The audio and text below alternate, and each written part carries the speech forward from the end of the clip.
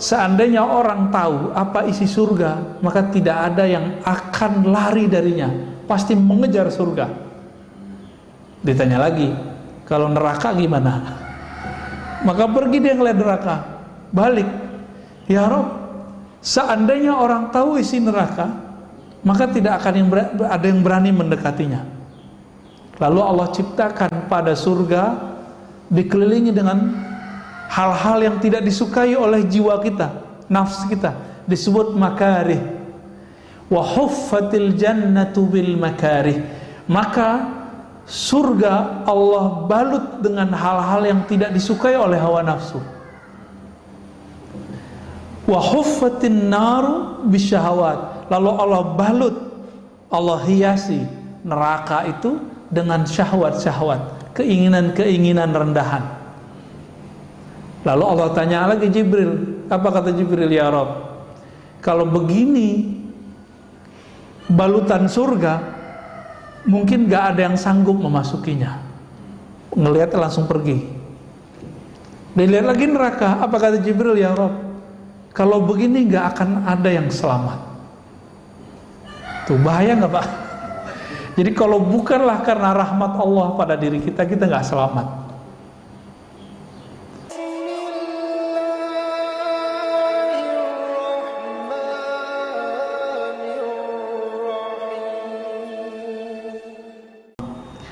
Kalau dia sudah bisa tidak menyalahkan orang lain, dia mulai menyalahkan dirinya.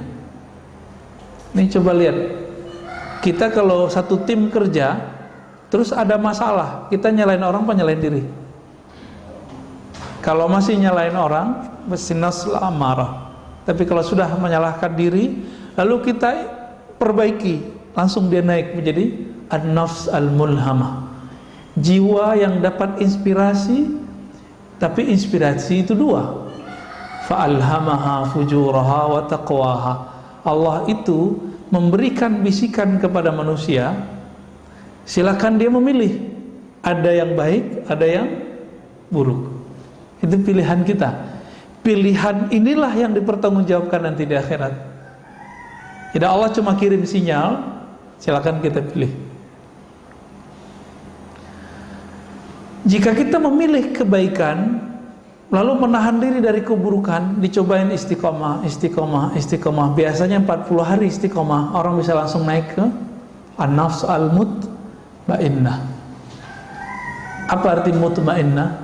Jiwa yang sudah stabil, nggak labil lagi. Jadi kalau yang mulhamah ini, karakter mulhamah apa? Tidak bisa mandiri dalam kebaikan. Jadi kalau dia di komunitas orang-orang yang jahat, dia jadi jahat. Di komunitas orang baik, dia jadi sangat baik. Itu mulhamah.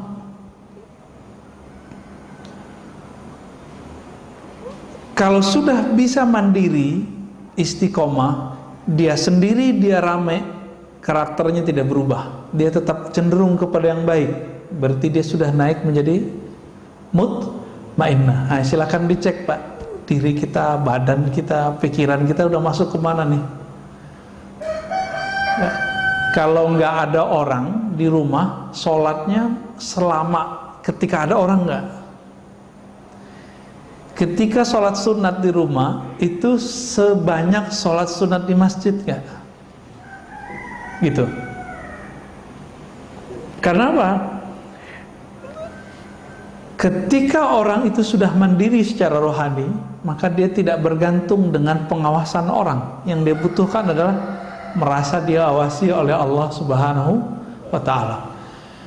Apa jalan pintas dari nafs ammarah biar langsung ke mutmainnah? Jalan pintasnya cuma satu. Ini yang dikatakan dalam surat Ar-Ra'd ayat 28 yang sering kita baca. Ala bidzikrillah tatma'innul qulub. Ketahuilah, hanya dengan menyebut nama Allah, kita tambahkan sebanyak-banyaknya, maka dia bisa langsung naik ke menjadi mutmainnah. Jiwa yang tenang itu, kalau dia istiqomah di sini, maka dia akan mulai meridhai kehendak-kehendak Allah. Meskipun nanti, ini mohon maaf, mutmainnah ini bisa jadi Allah cebloskan lagi masuk ke dalam maksiat. Dia apakah putus asa kepada Allah atau dia cepat berpulang kepada Allah? Dijebak salah, apakah dia masih menyalahkan orang atau kemudian dia menyalahkan dirinya sendiri lalu memperbaikinya? Ini nafsu mutmainnah itu masih diuji, Pak. Masih diuji. Maka level Nabi pun diuji. Nabi Yusuf itu pernah bercermin. Dia mikir, kalau saya jadi budak harganya berapa nih? Merasa cakep deh. Bener, Allah buat skenario, beliau dibuang ke sumur. Itu bukan sumur kayak sumur di Indonesia. Sumur di sana itu kayak telaga aja. Ya, dibuang ke sana. Terus apa yang terjadi? Dipungut oleh orang, dijual, dan harganya murah. Itu ujian Nabi Yusuf, karena dia pernah kagum melihat wajahnya, maka dia diuji dengan wajahnya. Kita berapa kali Pak diuji? Ya. Nabi Musa alaihissalatu wassalam, ketika beliau diuji satu pertanyaan, adakah orang yang lebih alim darimu hai Musa? Apa jawaban Nabi Musa? Enggak ada. Maka diuji dengan Nabi Khidir. Nabi Allah Khidir ini membuat satu perbuatan yang semua perbuatan itu diharamkan secara hukum oleh hukumnya Nabi Musa. Itu ujian paling berat Nabi Musa. Maka kita nanti akan diuji dengan apa yang kita suka. Nabi Ibrahim itu setelah punya anak, beliau kemudian merasa lega, alhamdulillah punya anak. Tiduran nih Pak, tiduran, molornya kelamaan, sehingga lewatlah waktu bermunajat kepada Allah. Disitulah kemudian Allah datang dan memberikan wahyu, anakmu sembelih. Dia nggak percaya, wah kayaknya halu nih ya. Besok begitu lagi, sampai 3 kali, baru kemudian dia mengiyakan dan dia mendatangkan anaknya, karena dia tahu dirinya Nabi. Mimpinya Nabi wahyu atau bukan? Ya, kalau bapak yang mimpi nggak wahyu ya. Bapak mimpi nyembelih anak, itu nggak boleh diamalkan itu. Itu namanya sedeng itu ya. Nabi Ibrahim itu cuma diuji. Kenapa? 80 tahun menunggu anak, dikasih anak, keasikan, kelelahan, lupa munajat. Itu sekelas Nabi Ibrahim diuji. Allah cemburu. Kok di kolbu Nabi Ibrahim ini sudah mulai ada gangguan nih, kira-kira begitu. Tapi seorang Nabi sebenarnya tidak akan terganggu. Allah uji saja. Diuji dengan apa? Anaknya suruh ambil, disembelih. Nah ini agak ekstrim memang. Allah menguji Nabi Ibrahim itu agak sedikit keras. Kenapa? Karena Nabi Ibrahim akan diabadikan namanya dalam sholat kita. Allahumma salli ala Muhammad wa ala ali Muhammad kama sallaita ala Ibrahim wa ala Ibrahim. Boleh pakai Sayyidina, boleh tidak ya, kita abadikan terus Pak namanya. Maka tidak pantas seorang Nabi Ibrahim yang selalu disolawatkan, yang disebut namanya dalam salawat Nabi Muhammad SAW, lalu beliau lupa kepada Allah dan terganggu oleh anaknya. Anaknya Nabi bukan?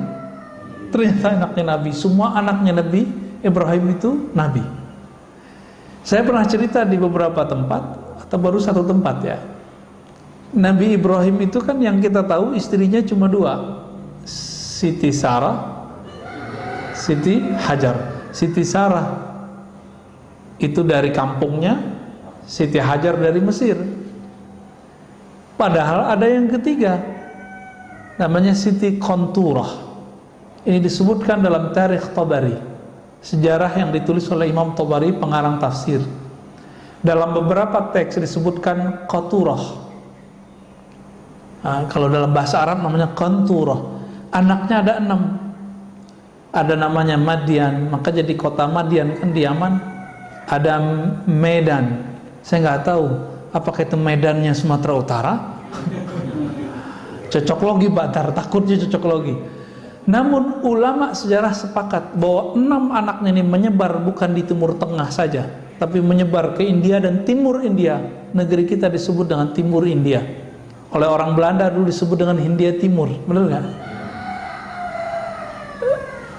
Semua anak-anaknya Nabi Nuh dulu itu nama anaknya menjadi nama wilayah dan kota di Timur Tengah. Begitu juga semua nama anak-anak Nabi Ibrahim yang 6 itu hampir semuanya menjadi nama kota. Jadi saya bukan cocok logi, ya, itu benar bahwa ada keturunan Nabi Ibrahim yang sampai ke negeri kita. Makanya negeri kita ada yang disebut Medan, Maidan bahasa Arabnya. Di Arab sana juga ada Al-Maidan. Ya barangkali beliau hijrah, kan orang dulu berjalan kemana-mana. Bukan cocok logi juga ketika orang-orang Brahmana menyebut pemimpinnya dengan Brahmana. Jadi ahli sejarah, pakar genealogi namanya, itu mencoba melihat Brahmana ini kan bahasa Sanskerta, ya, bahasa Sanskerta, Pak. Itu ulama kita ahli sejarah beda pendapat mana yang lebih tua. Bahasa Aramaik, Aramaik itu induknya bahasa Arab, induknya bahasa Ibrani. Itu Timur Tengah. Mana yang lebih tua bahasa Aramaik? Aramaik yang dulu dipakai oleh Nabi Idris, Nabi Nuh, Nabi Adam alaihissalatu wassalam. Sedangkan di India orang pakai bahasa Sanskerta. Tapi kebanyakan ahli sejarah mengatakan bahasa Sanskerta berasal juga dari Aramaik. Wallahu ta'ala alam. Ini masih satu rumpun. Walaupun sebagian orang mengatakan itu bahasa tertua. Dan bahasa kita banyak yang dari sana juga, Pak. Banyak dari sana. Ya. Dulu sebelum negeri kini ada negeri Melayu, ya, kerajaan-kerajaan Melayu, kerajaan Majapahit, Sriwijaya. Tulisan-tulisan yang ada di prasasti itu kan tulisannya tulisan Palawa. Tulisan Palawa, Pak. Bahasanya Melayu. Udah bercampur, kalau di Jawa ada Kawi, ya, ada tulisan Hana Caraka, semuanya pengaruh dari sana. Maka ini besar kemungkinan memang itu namanya Sayyidah atau Siti Kontura. Itu melahirkan Bani Jawi, jika benar ungkapan ini, ya. Jadi kita beruntung juga, Pak. Tapi hidungnya pesek-pesek, ya. Ya emang begitu. Udah iklimnya kali, wallahu a'lam. Dan yang paling mengejutkan, saya udah sering menyebutkan, zuriat Nabi terbanyak sekarang itu di negeri kita. Keturunan Rasulullah paling banyak sekarang di negeri kita. Baik keturunan Hasan ataupun keturunan Husain. Yang rapih pembukuannya itu keturunan Husain. Ada di jalan apa nih? Jalan besar depan ini apa namanya? Cimatubang. Itu ada Robitoh Alawiyah. Itu Husain, Pak. Nggak mesti Syiah, ya. Itu kalau ada orang ngaku Habib, harus keluar suratnya dari sono bahwa dia benar nasabnya kepada Rasulullah dengan jalur Husain. Tapi kalau jalur Hasan banyak yang tidak tertulis, karena Sayyidina Hasan punya anak banyak sekali. Ya. Di Sumatera Barat dulu ada gelarnya Siti Nurbaya, itu kan gelar untuk keturunan Rasulullah, Pak, di sana. Siti. Di Makassar ada Andi. Di kita di sini di Pulau Jawa ada Raden, ya, Ajengan, apalagi Gus. Maka jangan sembarangan, Pak, ngasih nama gelar Gus, ya. Gus itu keturunan kiai. Kebanyakan kiai di Jawa itu campuran nikah dengan zuriat Rasulullah Sallallahu Alaihi Wasallam. Jadi jangan sembarangan ngasih nama Gus. Walaupun saya punya 1000 pesantren, saya nggak punya hak, Pak. Kalau bapak saya, mbah saya bukan kiai, sama. Walaupun jenggot saya panjang, sorban saya tebal, pakai gamis kemana-mana, tidak akan berhak dipanggil Habib. Tapi jangan sedih dulu. Habib itu kan dua, ada Habib jisim jasmani nasab, ada Habib ruhani. Siapa Habib ruhani? Orang-orang yang mewarisi ma'rifatullah yang ada di qalbu Nabi. Nah, itu yang asli, Pak. Mereka ini nanti yang menjadi keluarga Nabi yang sebenar-benarnya. Nanti para habaib akan kaget-kaget tuh kalau bapak ini sebagian dari mereka, bagian dari orang-orang yang mewarisi ma'rifatullah di qalbunya. Itu para habaib nanti bingung. Loh, hidungnya pesek-pesek begini kok bisa jadi pengikut Rasulullah? Kok bisa bersama Rasulullah sallallahu alaihi wasallam? Ya. Jadi para habaib sendiri PR-nya sama dengan kita, harus menemukan dirinya. Apakah dirinya pewaris ilmu itu atau tidak? Jadi yang antum yang masih keturunan-keturunan Rasulullah, ya bersyukur, tapi PR-nya lebih banyak. Harus betul-betul seiringan tuh nasab jasadnya dengan nasab rohaninya. Ya. Nah, kembali ke mukhalafatun nafs, ya. Jiwa yang sudah mutmainnah itu karakternya adalah punya latihan zikir yang sudah istiqomah. Lalu kemudian dia masuk ke bab pemikiran, dia mulai meridhoi takdir Allah karena dia sudah mulai tenang. Maka saya sering nanya, ini corona kehendak Allah bukan? Atau kehendak Wuhan? Atau kehendak konspirasi? Ya, mau konspirasi kek, mau konsispasi kek, ya. Tapi ini terjadi biiznillah bukan? Biiznillah. Ridho enggak? Ridho atau tidak? Ridho. Kalau ridho Pak, yang tadinya nafs kita amarah, kita loncatin cepet langsung ke radiyah, nggak perlu lewatin lawamah, mulhamah, mutmainah, langsung ke radiyah. Maka radiyah itulah awal dari ma'rifat rohani. Sedangkan sampai ke mutmainah itu rajinnya jiwa kita berlatih. Rajin nggak berlatih? Kalau rajin berlatih jiwanya, maka sampai ke mutmainah. Apa latihannya? Zikrullah, puasa, kurangin tidur, agak berat Pak. Tapi ada jalur pintas. Zikir mungkin nggak banyak-banyak amat. Bapak ini kan tahajud bolong-bolong, kelihatan wajahnya bolong-bolong ya. Tapi subuh yang penting, weekend jangan ketinggalan. Ya. Terus gimana? Ambil jalur pintas, jalur ma'rifatullah. Yang pertama yang harus kita lakukan adalah ridho dengan kehendak Allah. Udah ridho nih, serius. Ntar kejadian apa aja sama kita, jangan kemudian nyalahin siapa-siapa. Ini ada ustadz, ada tetangga, ada siapa, tokoh kena covid, dikait-kaitkan dengan, oh itu dia munafik tuh kena covid. Loh, guru-guru kita hafiz Quran di Jawa, wali-wali Allah kena covid Pak. Kalau hafiz Quran yang sudah bertahun-tahun ngajarnya gak wali, terus dia apa dong? Meninggal kena covid. Jangan berprasangka, biasa aja ya. Emang covid nanya dulu, kamu waliullah bukan? Kamu beriman apa munafik? Kan gak nanya dia. Covid datang aja kan. Alhamdulillah kita sudah menemukan polanya, maka masjid kita bisa ramai lagi. Alhamdulillahirabbil alamin. Kalau nggak kita sedih Pak ya, masjid sepi, udah berasa kayak kiamat aja rasanya ya.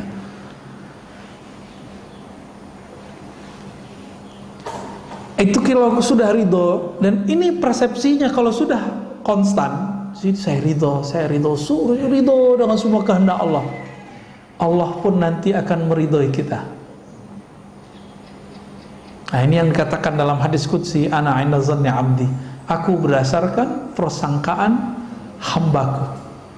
Jika hambaku meridhoi kehendakku, aku akan ridhoi kehendaknya. Kalau Allah sudah ridho sama kita, mohon maaf, meskipun kita pemaksiat, Allah kalau sudah ridha, Allah selamatkan Pak.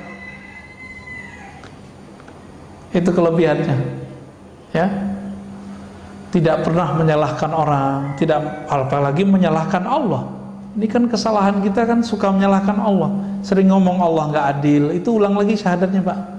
Jadi siapa saja antum mengatakan ya Allah tidak adil, Allah tidak adil, ini bahaya. Ini orang seperti ini mesti diulang syahadatnya, karena dia menolak salah satu nama Allah, Al-Adlu ya. Allah kan adil, maha adil. Baik. Kita coba lihat bagaimana ulama dulu mencoba melatih jiwanya. Ini nggak kuat Pak. Saya nggak kuat ngikutin ini. Saya cerita aja ya. Imam Syarih Sakti 40 tahun menahan dirinya untuk tidak memakan atau mengkonsumsi sesuatu yang itu bersumber dari syahwatnya. 40 tahun Pak. Percaya karomah nggak? Percaya? Kalau ada orang zikirnya sudah istiqomah, tiba-tiba sejadahnya naik, percaya nggak? Percaya? Oke. Baru saya bacain Pak isinya. Kalau nggak percuma kita berceritain. Ya. Wa ruwiya rajulun jalisan fil hawa. Diperlihatkan satu waktu ada seseorang yang soleh, ketika dia berzikir sajadahnya naik. Jadi cerita sajadah naik bukan cerita 1001 malam doang. Aladin itu emang ada Pak kejadiannya, cuma bukan pakai om jin. Ya. Faqila lahu bima nilta hadza. Wahai tuan yang soleh, dengan amalan apa engkau bisa mendapatkan derajat sehingga kalau zikir badanmu langsung naik? Apa jawaban beliau? Taraktul hawa fakharra lil hawa. Mirip ya, taraktul hawa. Aku tinggalkan keinginan hawa nafsu, hawa. Fasakhara lil hawa. Lalu Allah kemudian menundukkan hawa. Hawa itu udara. Bisa melambung kayak avatar. Avatar Eng ya. Tuh pada nonton ya. Sama aja sama bocah-bocah ya. Ya emang begitu kita Pak. Kita terhibur dengan melihat yang sebenarnya imajinasi itu ada. Ya. Dulu saya punya seorang guru. Guru saya ini tinggal di rumah mertuanya.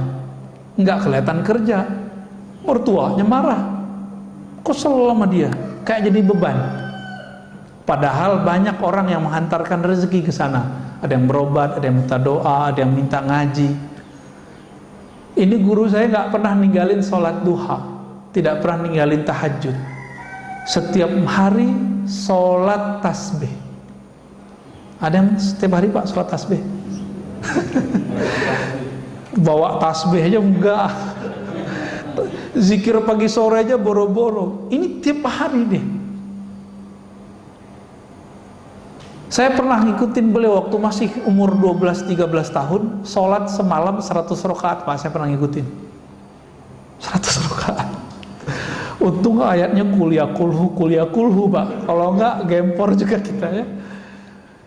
Di saat mertuanya bersuuzon, biasa orang kalau sudah umur agak tua kan kalau malam-malam bangun, jam 2 dia bangun mau buang air kecil, rumahnya rumah panggung, mau turun. Karena tempat zikir itu nggak ada bisa di kamar, dia zikir di belakang ruang tamu. Masuk ruang tamu belakangnya. Ketika dibuka pintu oleh si mertua, dia lihat noleh kiri kanan, kaget. Pas ngeliat ke kanan, itu sajadah udah nyundul ke atas kepalanya. Jadi kepala orang yang duduk di atas sajadah, pas dilihat siapa? Dikirain hantu, Pak. Ternyata mantunya. Mau pingsan. Semenjak saat itu dia nggak berani lagi menyindir, ya, ngata-ngatain. Di kampung saya itu kata-kata sindiran itu betul-betul dahsyat, ya. Dunia kata-kata di sana tuh, orang pinter ngomong di situ, ya. Sampai dosen kita di salah satu kampus di Jakarta, saya tanya, Prof, kok nggak pulang kampung? Oh, nggak kuat, nggak tahan sama kritik orang kampung, katanya. Udah biasa di sini dicium tangan, ya kan, orang Jawa, orang Betawi, orang Sunda kan, jangankan guru ngaji, guru kimia aja dicium tangannya, ya kan? Tiba-tiba ada ustadz bilang cium tangan sama dengan menyembah guru, nisfus sujud. Dia nggak ngerti budaya, dia coba akal-akalin budaya orang dengan pemahaman yang dangkal. Nah, ini yang kemudian jadi panutan orang hari ini. Nauzubillah min dzalik. Jadi ini kejadian, Pak. Kejadian ada sejadah naik. Tinggal dia jalanin aja tuh sejadah sebenarnya. Ya.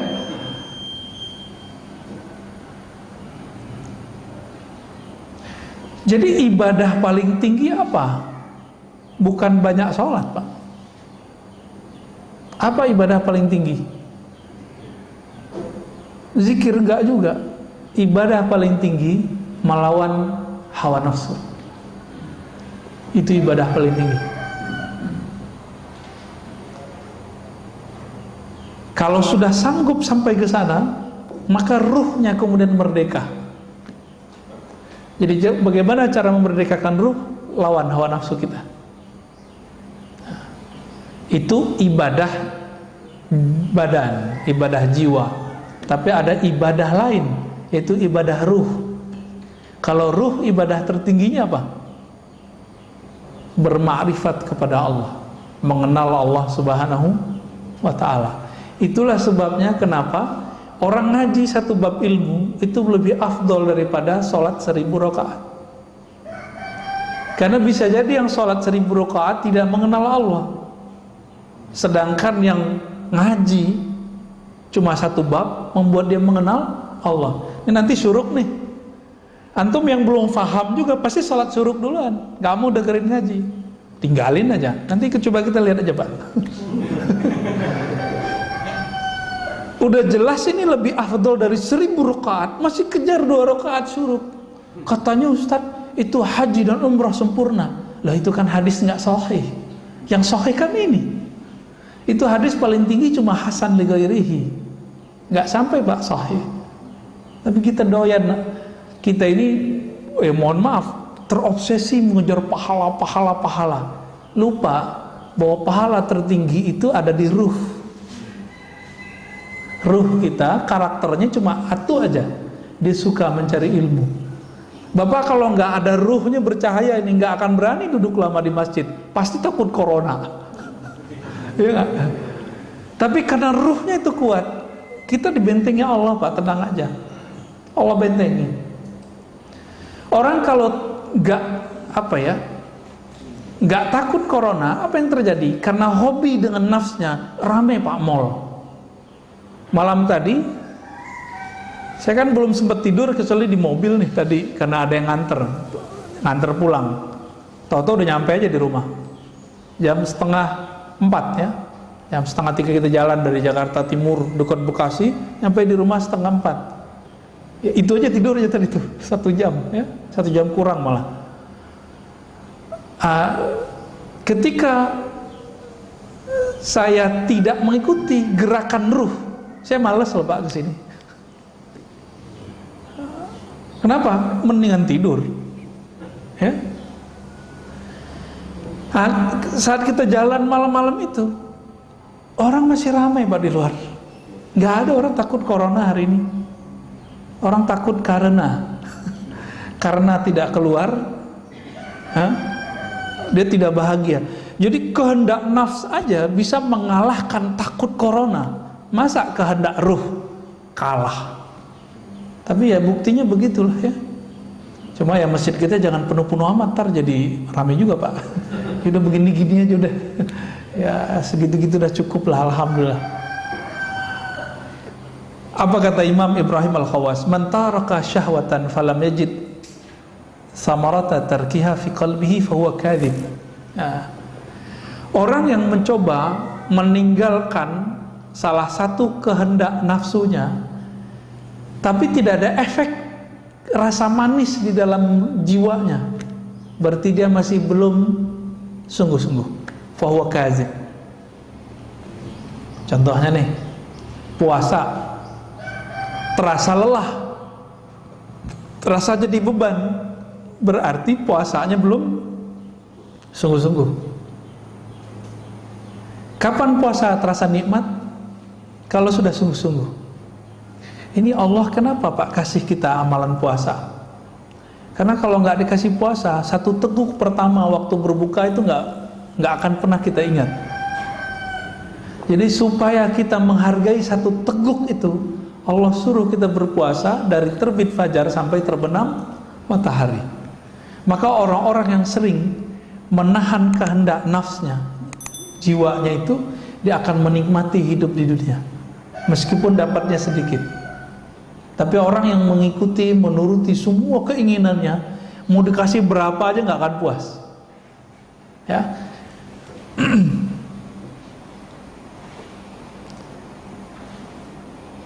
Maka beliau mengatakan, ya, khalif nafsaka fi hawaha, maka berselisihlah dengan jiwamu sebagaimana dulu, ya, para nabi menyelisihi jiwanya. Jika tidak, maka seperti moyang kita, Nabi Adam itu tertarik mencicipi buah larangan itu kan karena Hawa, bukan Siti Hawa, ya. Hawa, H besar. Jadi nggak usah disalahkan Hawa. Itu memang Nabi Adamnya penasaran gitu. Tapi itu semua skenario, ya. Skenario kenapa? Sebelum itu terjadi, Allah sudah sounding kepada malaikat. Hai para malaikat, aku hendak menjadikan khalifah di muka bumi. Lalu dibuatlah skenario perseteruan antara setan, iblis dengan Nabi Adam. Jadi kita nggak perlu menyalahkan Nabi Adam seperti yang terjadi dalam agama-agama lain, ya. Nggak usah Pak, santai aja kita, ya. Kalau nggak begitu kita nggak akan tahu masjid hari ini, ya. Kalau nggak begitu kita nggak tahu apa nikmatnya tahajud. Nikmat nggak tahajud? Nikmat. Nah, kalau yang udah ngerasain nikmat tahajud berarti udah berhasil meninggalkan nikmatnya tidur, syahwatnya tidur. Kurangi syahwatnya tidur, rasakan nikmatnya tahajud. Kurangi syahwat makan, rasakan nikmatnya makan. Ya. Kalau zikir itu enaknya mata dipejamkan atau dibuka? Dipejamkan. Dibuka apa dipejamkan? Dipejamkan. Kenapa? Semakin saya membuka, maka terganggunya banyak, Pak. Nah, untuk menikmati pandangan batin, tutup mata sejenak. Gitu caranya, tekniknya, ya. Banyak teknik-teknik dalam berzikir. Nah, di sini sangat banyak butuh-butuh beliau, ya. Dan beberapa sudah saya sebutkan tadi. Dan beliau tutup dengan ayat, ya ayyatuhan nafsul mutmainnah. Surat apa itu? Surah Al-Fajr bagian akhir. Wahai jiwa yang tenang, irji'i ila rabbiki radiyatan mardiyah. Langsung dapat undangan dari Allah. Pulanglah kamu ke sisi Rabbmu dengan rasa ridha dan diridhoi meskipun masih di dunia. Mereka ini yang disebut wali, Pak. Jadi wali Allah itu minimal dia radiyah mardiyah. Fadkhuli fi ibadi. Lalu masuklah kamu ke dalam daftar hamba-hambaku. Maka wali-wali itu dia didaftarkan namanya di langit, ya. Itulah sebabnya wali-wali itu nggak pernah kesepian walaupun terlihat sendiri, ya. Wadkhuli jannati, masuklah ke dalam surgaku, ya.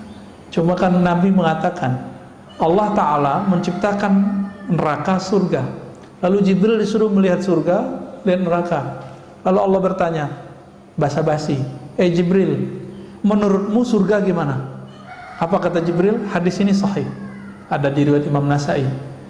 Ya Rob, seandainya orang tahu apa isi surga, maka tidak ada yang akan lari darinya, pasti mengejar surga. Ditanya lagi, kalau neraka gimana? Maka pergi dia ngeliat neraka, balik. Ya Rob, seandainya orang tahu isi neraka, maka tidak akan ada yang berani mendekatinya. Lalu Allah ciptakan pada surga dikelilingi dengan hal-hal yang tidak disukai oleh jiwa kita, nafsu kita, disebut makarih. Wa huffatil jannatu bil makarih. Maka surga Allah balut dengan hal-hal yang tidak disukai oleh hawa nafsu. Wa huffatin naru bisyahawat. Lalu Allah balut, Allah hiasi neraka itu dengan syahwat-syahwat, keinginan-keinginan rendahan. Lalu Allah tanya lagi Jibril, apa kata Jibril? Ya Rob, kalau begini balutan surga, mungkin gak ada yang sanggup memasukinya. Ngelihat langsung pergi. Dilihat lagi neraka, apa kata Jibril? Ya Rabb, kalau begini nggak akan ada yang selamat. Tuh bahaya nggak Pak? Jadi kalau bukanlah karena rahmat Allah pada diri kita, kita nggak selamat. Jadi walaupun kita sekarang taat atau apapun, jangan pernah merasa diri kita yang taat. Semuanya rahmat dari Allah. Bisa keluar dari maksiat itu karena rahmat bukan? Atau karena kita hebat? Saya yakin bukan karena kita hebat, Pak. Sehebat-hebat orang, sehebat-hebat Barsisa. Barsisa itu tadi sama. Itu zikir ngawang deh. Karena saking terkenalnya si Barsisa ini, maka datanglah banyak jamaah. Udah gak muat, kata Barsisa, ente duduk di atas. Dulu belum ada lantai 2. Di atas itu maksudnya apa? Berlapis-lapis, Pak. 1, 2, 3 sampai kemudian ke bagian yang tinggi. Apakah dia waliullah? Belum tentu. Kenapa? Karena dia merasa begitu, merasa taat dengan riyadhahnya, latihan-latihan dirinya, maka dia tidak jadi kekasih Allah. Kalau dia kekasih Allah, pasti Allah selamatkan ketika maksiat. Terjebak maksiat nggak Barsisa? Terjebak. Kita ini kan tidak ada yang terjamin nanti nggak maksiat, bener kan? Maka mintalah rahmat Allah. Maka Nabi berdoa, nih silakan diamalkan doa ini Pak. Allahumma rahamni bitarkil ma'asi. Ya Allah, rahmati aku, sayangi aku dengan meninggalkan maksiat. Setiap hari sekali aja baca doa ini.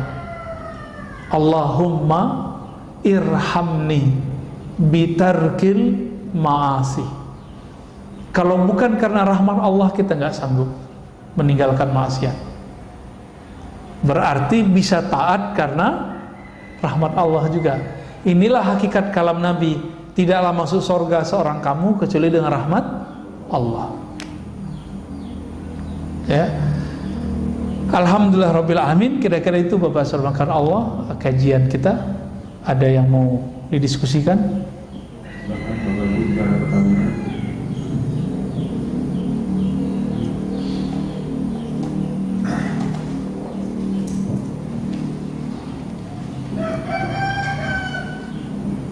Assalamualaikum warahmatullahi wabarakatuh. Assalamualaikum. Kan ada istilah yang tahu wali dan biasanya wali. Nah, terutama sekarang di daerah digitalisasi dengan gaya informasi ini, soal wali sebenarnya interpretasi kewaliannya. Itu yang seperti kedua, pendapat Ustaz tentang Habib Syekh itu Ya. Ini pertanyaannya berat ini ya. Wali tidak mengetahui kecuali wali. Ini kita bagi dulu Pak. Jadi wali itu boleh dibagi 3 dalam hal dikenal atau tidak dikenal. Pertama, paling rendah, wali yang dia tidak tahu kalau dirinya wali. Inilah perdebatan Imam Ibnu Furaq dengan Kusyairi, muridnya. Muridnya ternyata lebih tinggi daripada dia, karena muridnya bertasawuf. Karena untuk mencapai mukhalafatun nas itu butuh seorang guru. Imam Kusyairi punya mentor, guru, mursyid yang membantu dia untuk melatih jiwanya. Gitu. Ibnu Furaq ngotot, wali gak tahu dirinya wali. Itu maksudnya dia sendiri. Dia gak tahu kalau dirinya adalah seorang wali. Kusyairi ngotot, bukan wahai tuan guru, wali tahu dirinya wali. Itu dirinya sendiri juga. Ya. Masya Allah canggih amat di print segala ya. Baik. Yang kedua, wali yang sesama wali saling mengetahui. Itu yang antum tanyain tadi. Jadi sesama wali tahu, sesama jawara tahu ini jawara nih bukan ya. Sesama ahli keilmuan mengerti orang yang diajak ngomong ini ahli ilmu gitu. Maka wali juga sama. Wali ini kan ukurannya bukan pada penampilan, tapi pada ma'rifatullah. Dia kenal Allah seberapa. Karena wali itu diartikan kekasih Allah. Ya kalau bahasa ininya pacarnya Allah, kita kira begitulah. Tapi kan Allah nggak pacaran, Pak. Ini bahasa biar mudah aja ya. Orang kalau udah sayang dengan sesuatu, dia akan mengenal seluk-beluknya. Si wali itu sangat mengenal nama dan sifat Allah dan seluk-beluk seputar nama dan sifat Allah. Maka disebutlah dia wali. Jadi bukan karena keramat, ya, bukan karena banyak jamaah, bukan karena air doanya mustajab, bukan. Tapi karena dia mengenal nama dan sifat Allah Subhanahu wa ta'ala. Dan yang ketiga, wali yang dirinya tahu dia wali, tapi di luar sana tidak ada yang tahu dirinya wali kecuali Allah. Disebut dengan rijalul ghaib. Rijalul ghaib, udah rijal ghaib dia. Nah, wali-wali ini kalau ketahuan dia minta mati. Jadi kalau ada wali itu baru muncul mati, yaitu mungkin dia rijalul ghaib kali. Ya. Biasanya rijalul ghaib ini nggak punya murid, nggak ada muridnya, Pak. Ya, urusan kolbunya dengan Allah Subhanahu wa ta'ala. Nah, bagaimana dengan ekspos kewalian hari ini? Nggak ada ekspos kewalian, Pak. Ya nggak ada. Kalau ada orang ekspos wali, ya wali murid kali ya. Yang ada itu orang mengekspos keramat, mengekspos gaya-gaya kewalian. Bukan, wali gimana mau eksposnya? Wali itu urusan hamba dengan Allah. Maka eksposnya hanya bisa kepada orang-orang yang mengenal Allah. Emang di YouTube siapa yang mengerti ini wali nggak wali? Yang nonton YouTube macam-macam, ya. Mau ada 1000 orang bilang, oh kita ini wali. Kalau Allah bilang enggak masuk. Walaupun ada 1 miliar orang tidak mengatakan kita wali, tapi Allah bilang, kamu waliku. Jadi wali, Pak. Jadi itu bukan urusan jamaah. Dan wali tidak pernah diangkat oleh jamaah, Pak. Kecuali wali murid, ya. Wali kelas, itu SK-nya dari kepala sekolah tuh. Wali kota, ya. Wali apa lagi, Pak? Wali santri, sama ya. Wali nikah, wah asik juga tuh. Baik. Bagaimana dengan Habib Syekhon ya? Habib Syekhon itu, jadi teman-teman, wali ini ada yang mencapai kewaliannya dengan cara suluk, thariqah. Berlatih, Allah angkat. Ini suluk namanya. Nah, orang begini biasanya jadi kiai mursyid. Tidak semua mursyid wali loh, Pak ya. Kalau Habib Syekhon itu masuknya ke majzub. Nah, itu thariqah kedua. Jadi diangkat jadi wali karena Allah yang mengambilnya. Jadi dia ditarik, maka disebut majzub. Nyampe di Jawa majdub. Ya, yang benar majzub, ya, pakai za. Ditarik oleh Allah. Nah, orang-orang majzub ini setiap saat Allah memandang kalbunya dengan cinta. Dan orang ini kalau sudah begitu, maka muncullah kegirangan di kalbunya. Di saat itulah terjadi keanehan-keanehan. Tergantung nanti karakter nafsiyahnya gimana dulu. Barangkali Habib Syekhon masuk sana. Jadi jangan antum bilang beliau Habib gila, jangan. Itu buruk adab tuh. Yang bilang dia gila, saya khawatir tar keturunannya ada yang gila. Karena menyakiti seorang wali. Hati-hati ya. Itu Habib Syekhon. Sama dengan Habib Ja'far Allahyarham, sudah meninggal, Al-Kaf ya. Benar, Al-Kaf ya. Itu sama, masuk ke sana tuh. Dikasih panggung lagi sama teman-teman kita santri ya. Itu nggak jelas tuh, Fatihah, itu aja nggak jelas. Tapi bagi dia tuh jelas, bagi kita nggak jelas. Kalau datang sadar biasanya dia ngomong kayak orang biasa. Nah, ini namanya ahwal. Jadi ahwalnya kalau datang, ahwal itu artinya kondisi-kondisi rohani yang dia tidak bisa nahan. Kalau Wan Sehon apa yang terjadi pada beliau? Nyoret-nyoret, Pak. Yang biasa dicoret mobil tuh, orang-orang yang cinta sama mobilnya dicoret-coret mobilnya sama dia. Ya kan? Ada yang dicoret bajunya. Berarti orang ini suka atribut. Jadi ada organisasi tertentu datang ke beliau, sowan, dicoret Pak simbol-simbolnya, karena beliau tahu berhala di dalam kolbu orang ini adalah simbol-simbol itu. Ada yang berhalakan tadi apa? Mobil, ada yang rumah. Rumahnya Pak dicoret-coret sama dia. Nah itu kalau Habib Syekhon lagi datang ahwalnya. Ahwal itu nggak selalu buruk, ada yang baik. Ada saya ketemu wali, kalau datang ahwalnya belanja mulu. Kalau dia nggak begitu Pak, bisa gawat ya. Kalamnya nanti bisa kemana-mana. Ada yang diem aja ya. Kalau datang ahwal dikunci pintu dia diem aja. Ada juga yang begitu ya. Wallahu ta'ala alam. Pertanyaannya yang Ustadz izin bertanya, bagaimana dari Bu Dewi Yespita, bagaimana cara melawan rasa ngantuk yang sangat kuat saat tahajud walaupun sudah berwudu berulang kali? Ya gimana nih? Tidurnya lebih awal. Betul, tidurnya lebih awal, itu satu. Yang kedua, kurangi karbo, karena karbo itu isinya gula. Kalau dalam tubuh ini banyak glukosa, kita bawaannya tidur terus. Coba mulai konsumsi sehat. Indonesia termasuk nomor 1 pada nomor 2 terbesar di dunia penyakit gula, karena karbo Pak. Jadi kalau bukan nggak makan nasi, nggak makan namanya. Coba itu dibuang deh ya.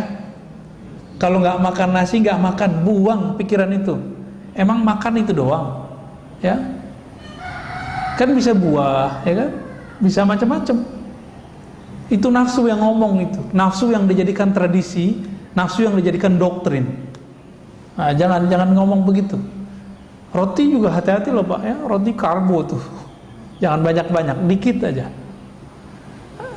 Dan yang ketiga, hindari maksiat batin. Maksiat batin paling bahaya, sombong, emosional. Nah, pengalaman saya, kalau saya emosi Pak siangnya, malamnya pasti telat bangun. Udah mepet-mepet ke subuh baru bangun.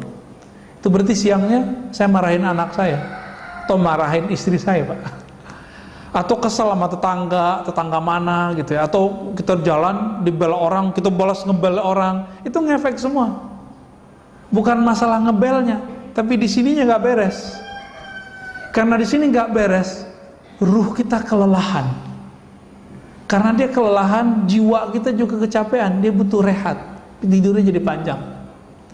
Maka kalau ngantuk, tidur aja, jangan dipaksain tahajud. Nanti pas ruku baca Fatihah lagi ya. Jadi cukup, jadi kalau yang begini nih, Bu Dewi Yespita dan mungkin teman-teman sebagian, sholat witir dulu sebelum tidur, sampai nanti sudah jadi habit, baru nanti dipindahin ke akhir malam jadi tahajud. Ya, agama kita nggak saklek kok, fleksibel. Khawatir nih nggak bisa witir sebelum tidur, udah habis isya setelah sholat sunat langsung witir, boleh. Salah satu guru saya namanya Syekh Ahmad Darwis, ahli hadis, habis isya dia langsung witir, tapi isyanya lama Pak. Dia isya itu baca Quran 2 juz, 3 juz, kadang 5 juz. Langsung pada keok semua ya.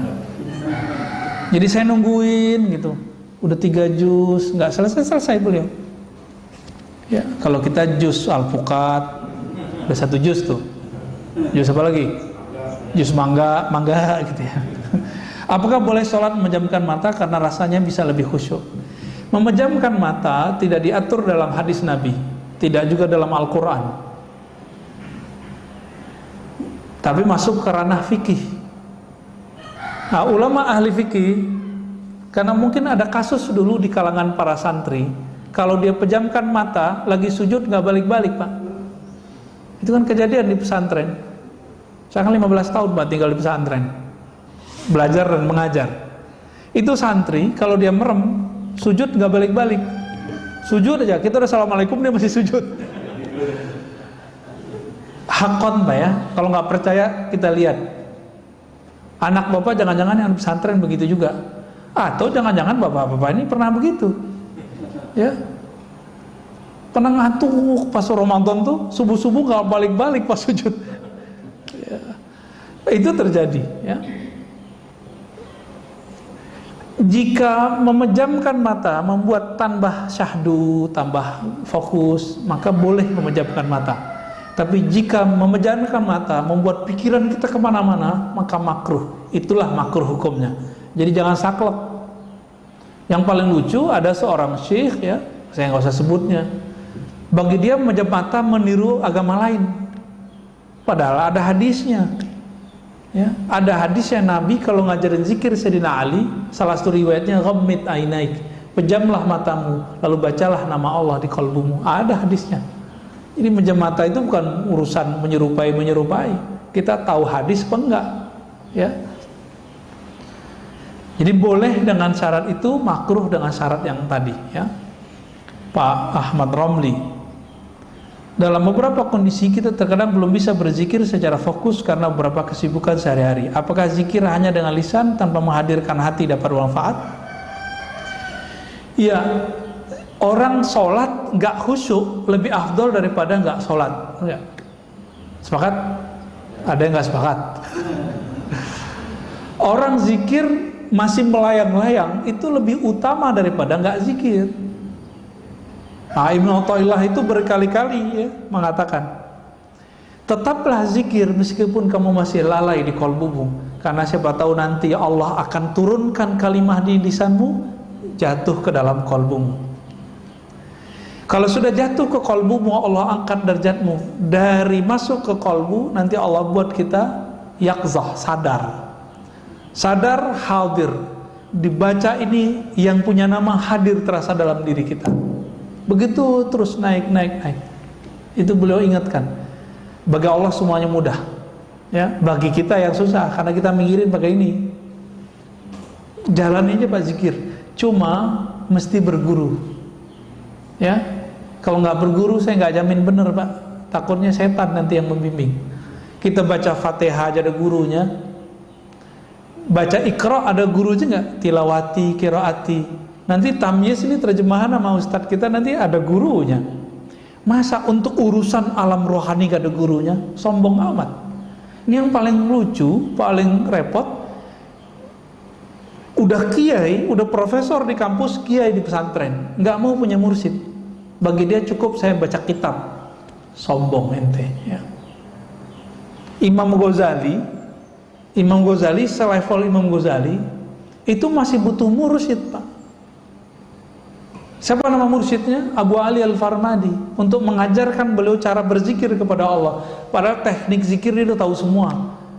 Cuma teknik ini dia nggak tahu porsinya gimana, bagaimana cara penerapannya. Ketika ketemu Imam Abu Ali Al-Farmadi baru dia tahu caranya. 10 tahun dia berlatih dengan Imam Abu Ali Al-Farmadi. Selevel Ghazali loh. Siapa hari ini profesor yang sehebat Ghazali? Ya. Kata orang kan saya doktor nih. Karena didaulat di kampus jadi doktor, diresmikan. Tapi sampai sekarang secuil kuku Ghazali pun saya belum Pak. Potong nih rambut Ghazali belum sampai saya pada ke makom itu. Saking mulianya ilmu Imam Ghazali itu, ya. Tapi hari ini orang banyak su'ul adab kepada beliau. Cuma karena Imam Ghazali itu menukil beberapa hadis yang dhaif dan tidak sahih dalam Ihya, itu Imam Ghazali dikecengin. Ya, berani Pak, anak-anak muda baru tamat S1, baru gelar LC, SAG, sarjana alam gaib, ya. LC langsung ceramah, MA, doktor mending. Itu berani hari ini ngata-ngatain seorang Imam Ghazali. Dia nggak ngaca dia. Dia cuma ngikutin kata seorang fulan yang meneliti kitab Ghazali, dia kemudian ikut mengata-ngatai Imam Ghazali. Dia sendiri nggak meneliti kok. Saya 2006 masih S1 itu meneliti kitab Imam Ghazali itu. Ternyata nggak seperti yang diceritakan orang. Pas dia teliti, nggak nyampe 100 hadis palsunya, nggak nyampe 50 bahkan. Ada sumbernya semua. Cuma si pengarang-pengarang setelah beliau nggak ketemu riwayat itu, ketemulah 300 hadis tidak ada sumber. Pengarang Imam Iraqi, Imam Subki, tapi belakangan kan enggak. Ya. Jadi tetap zikir lisan meskipun tidak hadir hatinya. Coba cari guru, nanti bimbing antum insyaallah. Terakhir, apakah masuk surga, masuk neraka itu takdir mubram?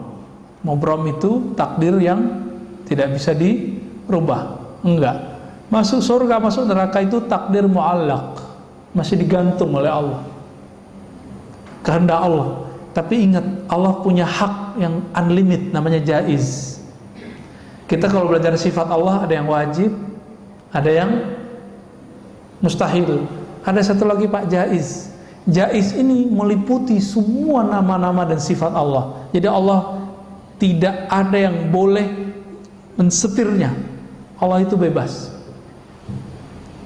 Nah, maka dikatakan dalam hadis yang Ibnu Mas'ud, ada orang beramal seperti amal ahli surga, tapi telah ditetapkan di sisi Allah dia beramal dengan ahli neraka, mati masuk neraka. Ibnu Daqiq al-Id menemukan apa sebabnya, urusan kolbu. Jadi dia taat baru di zahirnya, belum taat sampai ke dalam kolbunya. Nah, kita meminta kepada Allah, semoga kita yang hadir pagi ini, yang mengikuti kajian ini, baik dekat ataupun jauh, termasuk orang-orang yang mampu mengendalikan hawa nafsu kita dan mendapatkan rahmat dari Allah. Pendosakah kita, taatkah kita, semoga rahmat itu selalu bersamai. Amin ya rabbal alamin. Wa sallallahu ala nabiyina Muhammad, subhanakallahumma wa bihamdika, asyhadu an la ilaha illa anta, astaghfiruka wa atubu ilaik. Wa sallallahu ala nabiyina Muhammad, walhamdulillahi rabbil alamin.